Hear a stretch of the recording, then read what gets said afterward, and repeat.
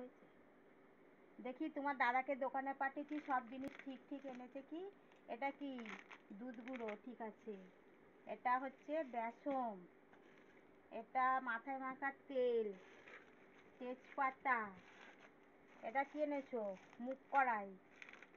আর এটা কি? সুজি, ঠিক আছে। মাজন, এটা কি নিয়েছো? ও মুগ কড়াই দু জায়গায় নিয়েছো? 500 নিয়ে নিয়েছো? এক জায়গাতে নিলেই তো হতো। ও 250 করে ওদের মাপা আছে। ও এটা হচ্ছে মটর কড়াই, তাহলে মটর কড়াই দু জায়গা আছে তো। হ্যাঁ এই তো 500, ঠিক আছে। আমাদের আসলে এক জায়গাতেই আনা হয় তো, আমি ওই জন্য জিজ্ঞেস করছি। 5 ফোড়ন, সাবান, সাবান আমার 3টেতে হয় না, আর একটা লাগে, পরে আবার আর একটা আনা হয়। এটা কি এনেছো? জিরে গুঁড়ো তো আছে, তোমাকে বললাম, জিরে গুঁড়ো তো বলিনি। থাক। এটা হচ্ছে মুগের ডাল, মুগের ডালটাই আমার বেশি হয়, ওই জন্য বেশি করে একবারে আনিয়ে নিয়েছি। মুসুর ডালটা এবারে আছে, ওই জন্য আনানি। মুসুর ডাল, বিউলির ডাল সব আছে। আর এগুলো কি? এগুলো হচ্ছে ছোলার ডাল।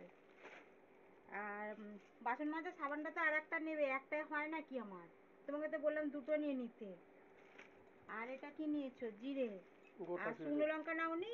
তুমি তো বারণ করলে, বললে তো শুকনো লঙ্কা আছে। শুকনো লঙ্কা অল্প আছে, অল্প নিয়ে তাহলে নিতে আবার কি, পারতে। পরে কি নিয়ে আসবো। আচ্ছা ঠিক আছে।